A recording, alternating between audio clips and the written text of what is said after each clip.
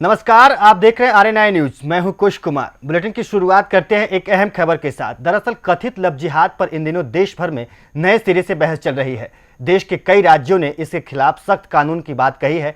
इनमें से कई राज्यों में कानून का मसौदा तैयार कर लिया गया है, जबकि कई राज्यों में इसकी तैयारी जोर शोर से चल रही है। इन राज्यों में एक उत्तर प्रदेश भी है, जहां लव जिहाद के खिलाफ सख्त कानून की कवायद अंतिम चरण की ओर बढ़ रही है।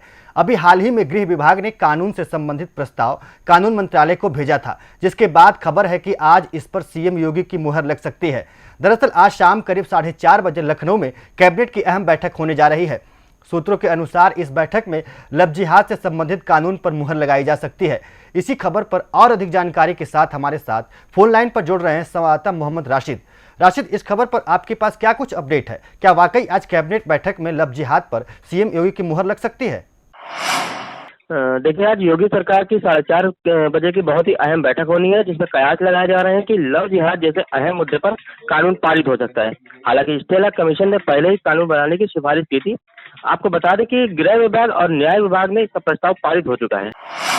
हालांकि कथित लव जिहाद के खिलाफ सरकारी कानून में क्या प्रावधान होंगे, इसके लिए सरकारी आदेश का इंतजार करना होगा। लेकिन अन्य राज्यों में और प्रदेशों में चल रही चर्चाओं के आधार पर हमने अनुमान लगाया है कि यूपी में लव जिहाद के खिलाफ बन रहे कानून का क्या स्वरूप हो सकता है। यूपी में जो प्रस्ताव तैयार किया जा रहा है, उसमें से एक मामलों में दोषी पाए जाने पर के बाद 5 से 10 साल जेल की सजा का प्रावधान हो सकता है।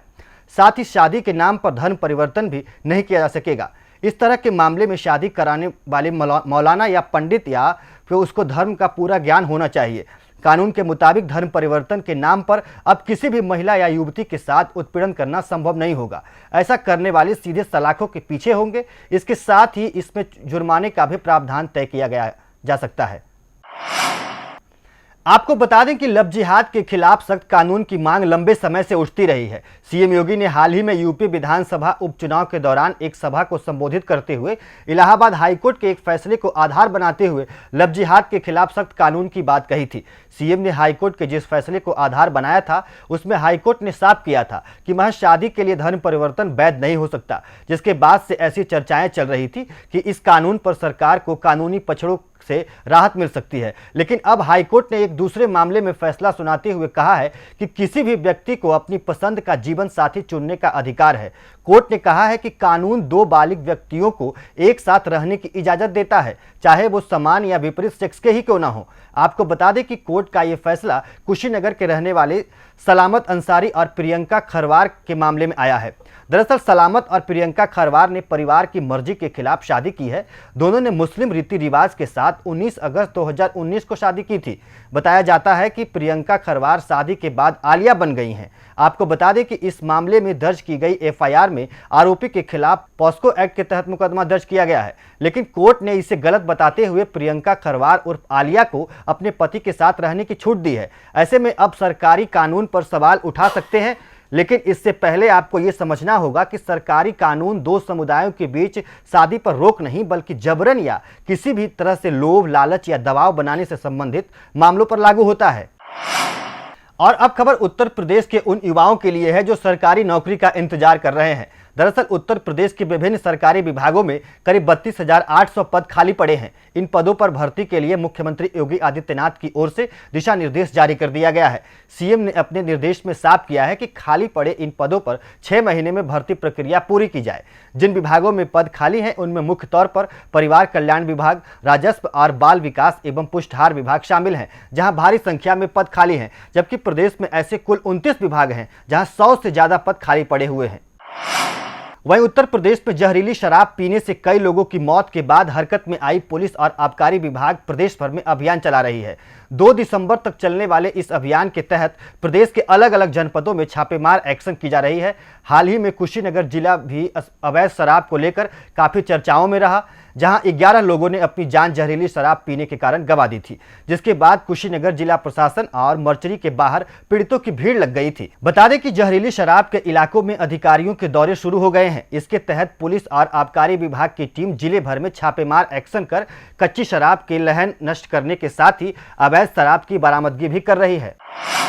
जनपद में पुलिस, आबकारी और राजस्व टीम के साथ मिलकर के अवैध शराब के विरुद्ध कार्रवाई में आज 65 कुंटल लहन नष्ट किया गया है और इसके साथ ही 330 लीटर अवैध शराब बरामद की गई है और 20 अभियुक्तों को गिरफ्तार किया गया है। इन सभी के विरुद्ध विधिक कार्रवाई की जा रही है।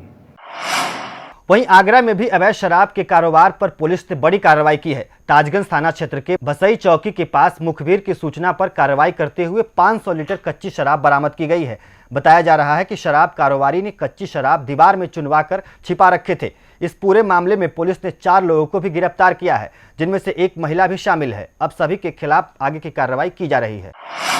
वहीं आगरा के शाहगंज थाना क्षेत्र के घर में के सामने जुआ बंद करवाना एक वकील को भारी पड़ गया। शाहगंज के प्रकाश नगर में दबंग जुआरियों ने देर रात वकील के घर के सामने खड़ी स्कूटी को पेट्रोल डालकर आग लगा दी। वहीं जुआरियों की ये करतूत पास के लगे सीसीटीवी कैमरे में कैद हो गई है।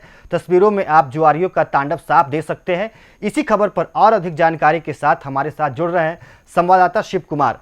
शिव, आखिर क्या है ये पूरा मामला? आखिर क्या किसी गलत चीज के खिलाफ बोलना भी अब मुनासिब नहीं रह गया है? थाना सागर क्षेत्र के प्रकाश नगर का एक मामला सामने आ रहा है, जिसमें एक अधिवक्ता को उसके घर के सामने हो रहे जुए को बंद कराना महंगा पड़ गया है। दबंगों ने उसी के घर के बाहर खड़ी एक्टिवा में पेट्रोल डालकर आग लगा दी। आग की पूरी वीडियो जो है सीसीटीवी में कैद हो गई। कहीं ना कहीं दबंगों का दबंगई पूरी तरीके से सामने आई है। अब फिलहाल देखने वाली बात यह होगी कि इस वीडियो पे क्या कुछ पुलिस कार्रवाई करती है। वहीं उत्तर प्रदेश में लगातार बदमाशों के हौसले बुलंद चल रहे हैं। ताजा मामला बुलंदशहर से है, जहां अनूप शहर कस्बे के खिड़की मोहल्ले का है, जहां घर में सोती मां बेटी पर नकाबपोश अज्ञात बदमाशों ने धारदार हथियार से जानलेवा हमला कर दिया। वहीं घटना के दौरान शोर सुनकर मौके पर स्थानीय लोगों को आता देख बदमाश मौके से फरार हो गए।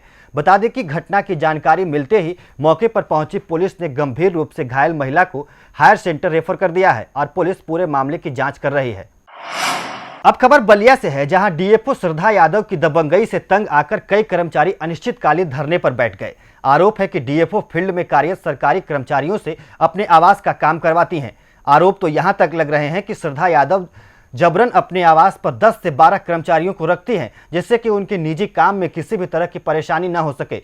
डीएफओ के इन्हीं हरकतों की वजह से अब कर्मचारी धरने पर बैठकर न्याय की मांग कर रहे हैं।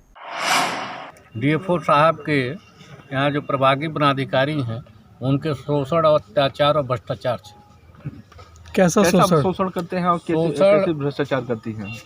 8 कर्मियों को मैडम अपने आवास पे रखी हैं, जबकि वो कर्मचारी फील्ड में काम करते हैं। यहाँ पे 10-12 कर्मचारियों का जो 2 साल पहले से वहाँ निवृत्त हो गए हैं, सेवा से निवृत्त हो गए हैं, उनका आज तक पेंशन नहीं बनाया गया। ये घोर अराजकता की श्रेणी में आता है। कोई भी कर्मचारी जब रिटायर होता है तो 6 महीने पहले से शासन के नियम है कि उनके पेंशन की व्यवस्थाओं को सुचारू रूप से बनाया जाए, और रिटायर होते होते 1-2 महीने में उस कर्मचारी के परिवार को या उसको लाभ मिले और अपना पेंशन गुजर बसर करे। सरकार की नीतियों के खिलाफ 2-2 साल बीत गए और यहाँ के कर्मचारी जो 10-12 हैं, कुछ लोग कोर्ट में भी गए। न्यायालय का आदेश भी उनके पक्ष में आ गया कि उनके पेंशन बनाया जाए, लेकिन न्यायालय के आदेश को भी धत्ता बता करके उन कर्मचारियों की पेंशन नहीं दे रहे हैं।